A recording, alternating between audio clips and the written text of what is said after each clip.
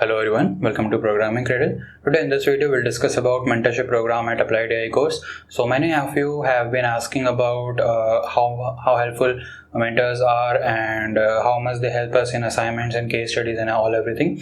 So I personally didn't take any mentorship from Applied AI course, but there are many students who are taking this, and because of that I reached out to Graham, and he told me many good informations related to this.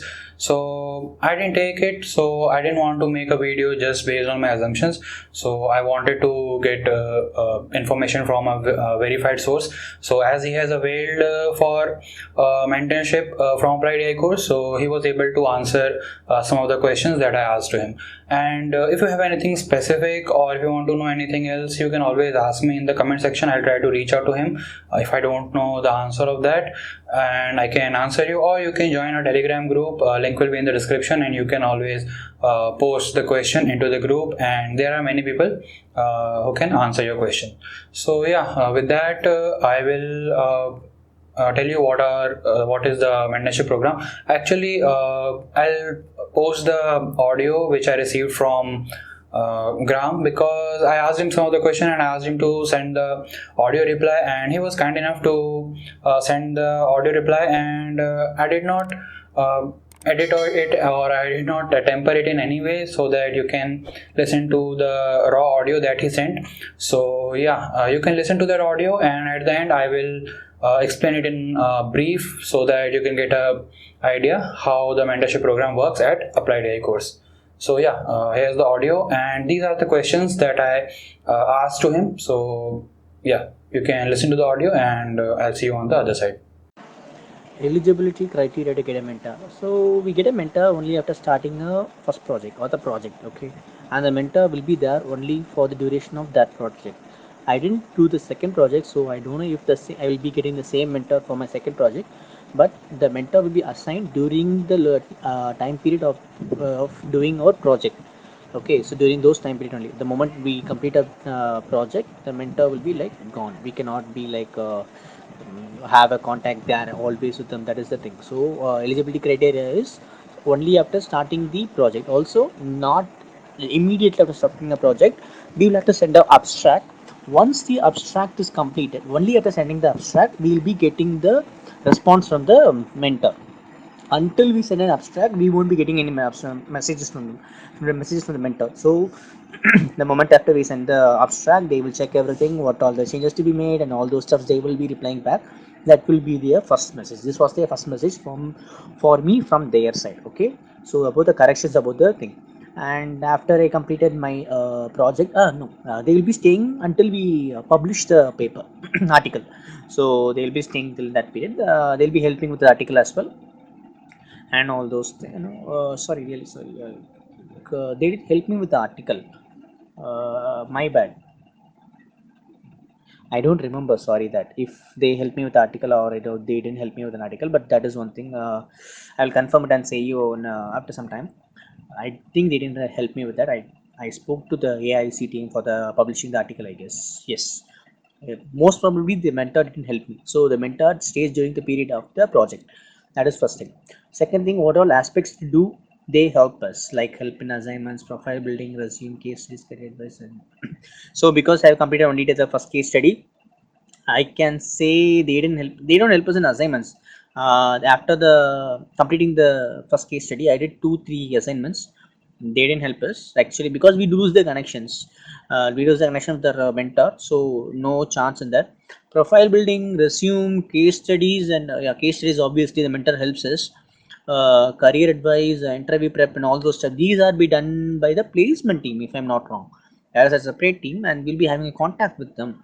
So those are the properties of the case placement team. The main task of the mentor is they will be helping us in our assignments, not on the codes, not on any part of code doubts, or any, if you are stuck in any code, they won't be doing anything like that. They will be giving us only ideas, like if my loss is not decreasing, or my target is not increasing, like on those cases, the mentor will be guiding us. They'll be giving us an idea to how we can improve the score or decrease the loss. This will be the only work. They will not be helping us with the codes. If you're stuck with codes or there's an error popping up and we have no clue about it, we will have to mail the AIC as usual, like we do for an assignment. So that is one thing. No help with codes and all those stuffs. What are the different ways we connect with the mentor? Only one way, with through the chat option or the comment option in the below the project thing. And that when we open the case study in the classroom as a classroom dot applied AI on this website, when we open it, we see the comment section, right? So that's how we connect with the mentor. That's how I had a connection. A friend of mine had a phone number. That is not usual. He was like, well, I know only he got the phone number, like because the mentor spoke to him on a call before the assignment, before he was like started it. But that was an unusual case. In general, we'll be talking to them only through the comment section box. So we don't know their phone number or any much details. We just know the name or like that. So that'll be one thing. And what was the experience with mentor? Was mentorship program helpful? So I don't know this. I don't know what to explain about the mentorship program, because there is nothing as mentorship program here.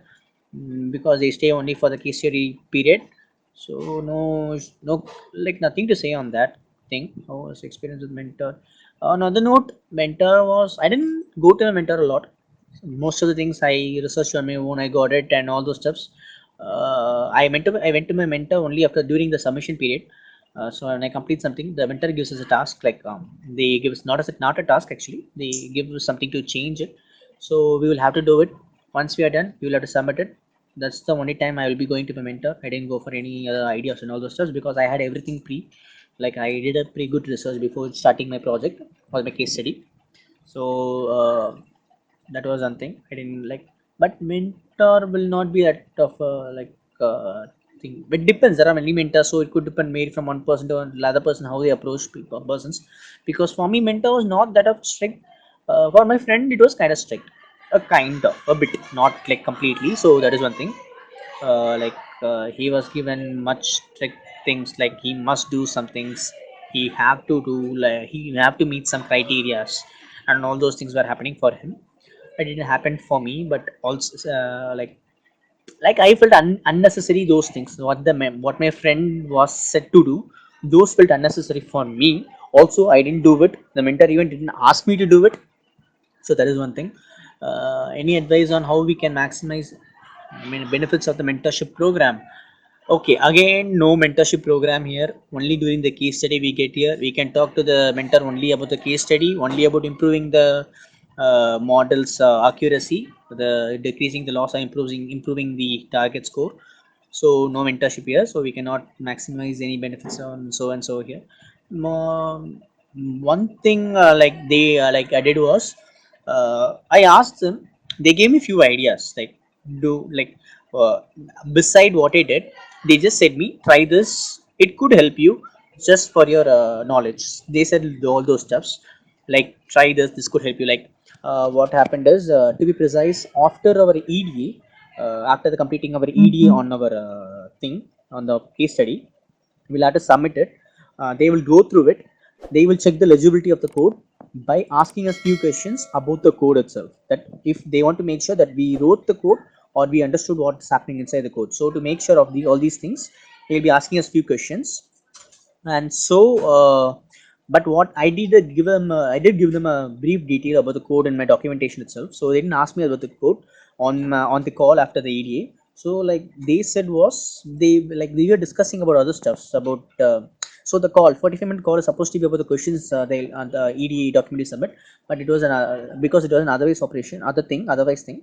So we were discussing like what can be done to improve the EDA good for like a good look when someone looks at it, to give much more information, like something additional, not necessary, not a mandate thing, like an additional thing. They were giving me all those stuffs from they were giving me all those stuffs like this in this.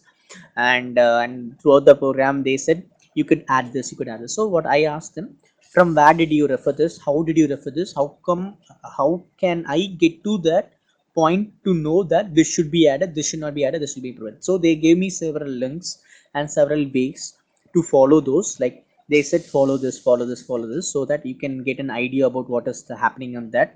So by this, we could extend the mentorship to an extent. Like I got to know about various platforms which I could refer about doing stuffs. Like they gave me an article and said, look at this, and this is how I got that. And they will be saying, they said me that I read this and I got this idea. So I was like, okay, nice. So I'll be searching something similar to all those stuffs, and I referred for like that. So that's how we can extend it, but nothing more like that. So yeah, this is solid.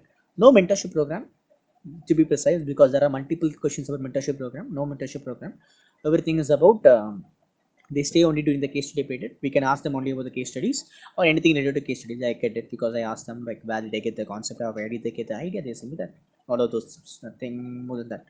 Yeah, these are all it. If there is any more questions, just let me know. Okay. Bye. So now that you have listened to the audio, you might have got an idea how mentorship program work at Applied AI course. So I think they assign you mentor when you start your case study and when you submit your problem statement with a little bit of analysis. So they will assign you a mentor, and make sure the problem statement that you are submitting or the EDA you are doing or anything you are doing it on your own, and you are not simply copy pasting from other resources, because then it will get rejected and you will have to choose another problem statement, or you will have to do everything all over again. So you don't want to waste your time in that, right? So it's better to do it on your own right from the beginning. So that is the thing. And about mentorship, so they basically help you with your case studies, that's all, and that's what they are assigned to you for. And about resume preparation, interview preparation, and all those things, it will be a task of career service team. So yeah, they have a separate team for that. You can always reach out to them and they will help you. Actually, even I reached out to career service team because I wanted to make a resume for my master's application process. So I asked them some of the sample resumes, and they sent me resumes, and it was actually helpful. So if you want any sample resume, you can always reach out to them. They will help you. And if you want any improvement on your resume, you can send your resume to them and you can ask them is there any improvement or not. Or if you want to assess your resume on your own, I actually have a video you can check out here. That video, that tool, I explained about a tool on in that video, so it will definitely help you. So yeah, you can check out that video as well. And so yeah, they basically help you with case studies only, and they will not help you in code or anything. So you'll have to code everything on your own. And in a way it is good, because when you go to a real-time project, you cannot always reach out to manager or your senior subordinates to help you with the code. You can always ask them how to improve certain things, but you cannot ask them to help you to code, right? Because when a company hires you, they expect you to know how to code, because that's what they ask in interviews. So completely makes sense.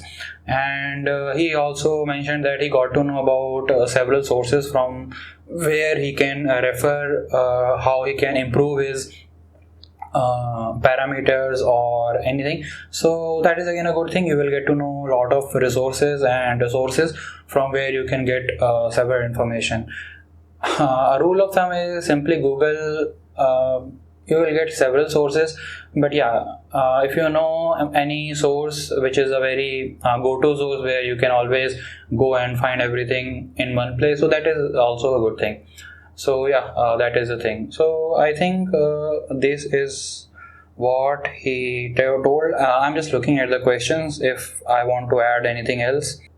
So yeah, what are the different ways you can connect with the mentor? So the comment section that he mentioned, it's basically when you submit your assignment to the portal of Applied AI, there you have a comment section. So whenever there is something which you need to do, or if there is any changes that you need to make in your assignments or in your case study, they mention it there, and you get a email notification that some comments has been added to your portal. So you will go to that and you can read the comment and you can reply back. So that is the way you can connect with the mentor, and it totally depends on mentor to mentor how they want to connect with you. Some will give you a phone number, like I mentioned in his audio.